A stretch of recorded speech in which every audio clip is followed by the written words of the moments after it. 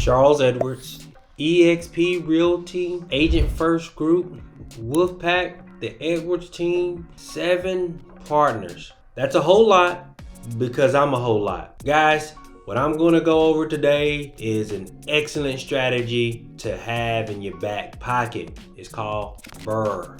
Like, Nicole BRRR, I help you remember it. It's called buy, rehab, refinance, and repeat. Got this handy dandy whiteboard here so we can walk through what it looks like, okay? So we're gonna jump into this.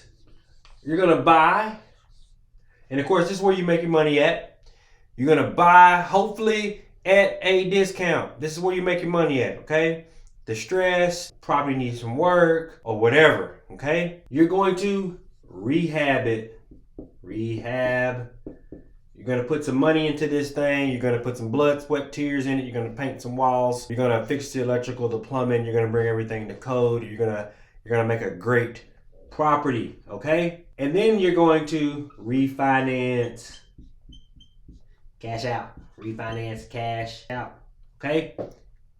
And then you're going to repeat, okay? In any market, this is a great strategy, okay? This is a great strategy in this market because if you have a projected sales price that you can't hit, this is a great strategy to do while we wait on the market to do what it's supposed to do. Or if you're a guy that has a bunch of money or you want to retire and you're looking to build up cash flow, this is a great strategy. Going back to the guy with a bunch of money, right? You may not want to make however much money this property is going to make when you sell it just to go pay taxes. You've done what you're supposed to do. You know how to make money. You're trying to buy retirement. You're trying to buy time back. This is a great strategy for you. Okay, let's talk about this. Let's break this down into numbers, okay? So to make things easy, I'm going to try to use some round numbers. So just ride with me on this example. So we find a property for $100,000, okay? We found this property for $100K and it's got a rehab budget of $20,000, okay? $20,000, we're going to take care of plumbing, electrical, HVAC, all kind of updates. This is not a to the studs rehab. This is a small 850 square foot, 2-bedroom, 1-bath home. It needs some updates. We're not taking it down to the studs, okay? So in order to buy something like this, you typically need a down payment of anywhere from 10% down to 25% plus closing costs. Again, to make our life easy, we're gonna use an easy number of $25,000 down, okay? So we've got $25,000 down on our property. $25,000 down. That's all the money I got. I got $25,000 in the bank to use on this, or this is all the money that I'm willing to spend on my real estate. So I put my $25,000 down on the property that I bought for $100K, and I put $20,000 of escrow holdback money from my portfolio. Okay? So remember, you're putting the $25,000 down, your bank is going to give you a portfolio loan and give you that $20,000 in holdback for repairs. You still only have your $25,000 into this deal.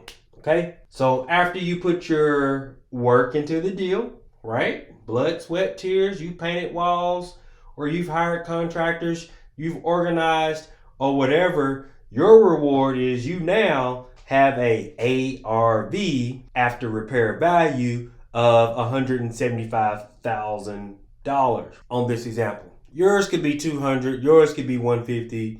You could have done a bad job and it's worth $125 or it's worth even less.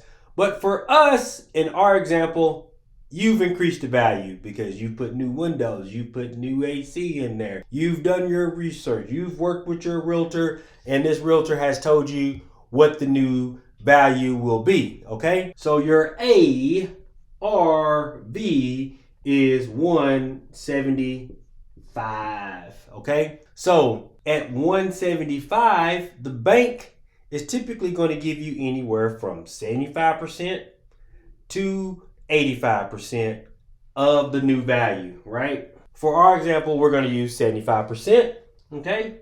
Times 75%, That's going to give you a new value on your refinance cash out of $131.250. Okay? So ride with me, guys. You put $25,000 in it down. You put that down, okay? And now this property is worth $175.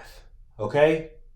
Your total that you have in this property is this $120, okay? The $120. Because when you put the $25,000 down on the purchase price, the bank gave you the $20 to rehab it. So your total in a perfect world is $120, okay? There's some other closing costs, but for this example right here, we're working with the $120, okay? So you got $120,000 in the property. You put $25,000 down. The bank has now valued it at $175, and 75% of that is $131. You only have $120,000 in there. So I take that $120,000 here, and now I have $11,250 over what is in the property. Okay? So that means I have enough money to get my $25,000 out plus my $11,250. Now, what I'm going to do is repeat. So, what does that look like? What does that do for me? Well, if I keep my $25,000 in the property, let's just say I rent it and I have a cash flow of $600. Well, I've got one property that's worth $175,000.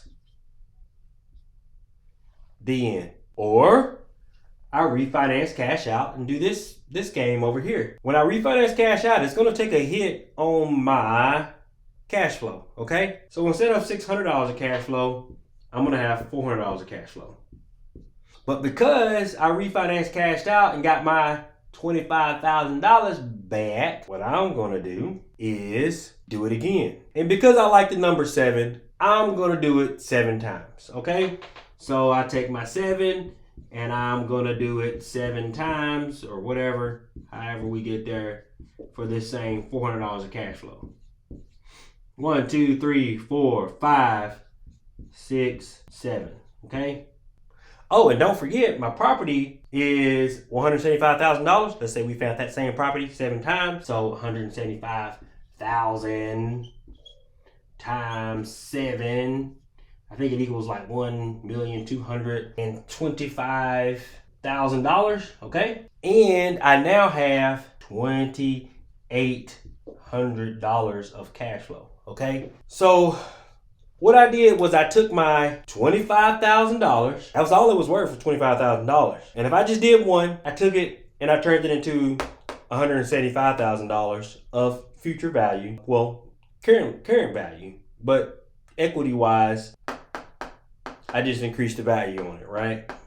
From the 175 minus the 120, and created me $600 of cash flow, right? Now, on the flip side, I said, you know what? $600 of cash flow on one property is great, but $400 of cash flow on 7 properties is better. So now I'm at $2,800 of cash flow and $1,225,000 in property. So if we take the same 10 years, 20 years, or whatever, I've got 7 properties that are increasing in value. I've got 7 properties that are getting paid down and cash flows increasing, while this property over here is doing well. It's kicking out $600. It's increasing in value, and it's increasing in value here also, but I have 1 property. Okay, so this is what the BRRRR looks like. You buy it, you rehab it, you refinance it, and then you repeat until you just get tired or you hit your goal, okay?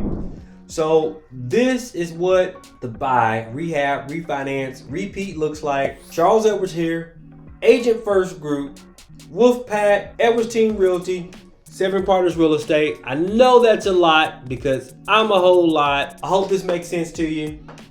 It makes sense to me. Let me know if you have any questions. Have a great day, guys.